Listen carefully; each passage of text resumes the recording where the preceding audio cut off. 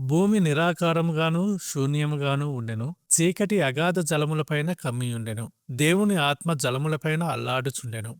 సృష్టి ప్రారంభంలో భూమికి ఒక రూపం లేదు. అది ఖాళీగా, ఎందుకు పనికిరాని స్థితిలో ఉన్నట్లు కనిపిస్తోంది. అంతా చీకటి వ్యాపించి ఉంది.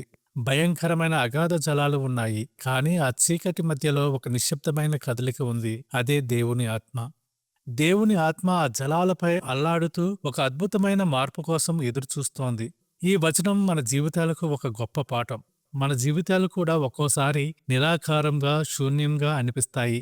అంటే ఒక పద్ధతి లేని జీవితం, ఏ ఆశ లేని శూన్యం, చుట్టూ చీకటి కమ్మినట్లు, సమస్యలనే అగాధ జలాలు మనల్ని ముంచెత్తుతున్నట్లు అనిపించవచ్చు.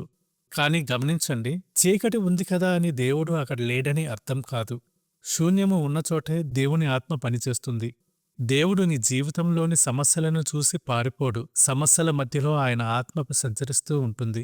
ఇర్మియా 1:5 చూసినట్లయితే, గర్భంలో నేను నిన్ను రూపింపక మునిపే నిన్నెరిగితిని. నీ జీవితం నిరాకారంగా ఉన్నప్పుడే ఆయన నిన్ను ఎరిగాడు. రోమీలకు రాసిన పత్రిక 8:26 చెప్పబడినట్లు, అటువలే ఆత్మయు మన బలహీనతను చూసి సహాయము చేయుచున్నాడు.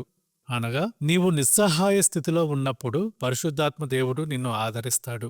ప్రియ సహోదరి సహోదరులారా, నీ హృదయం ఈరోజు శూన్యంగా ఉందా?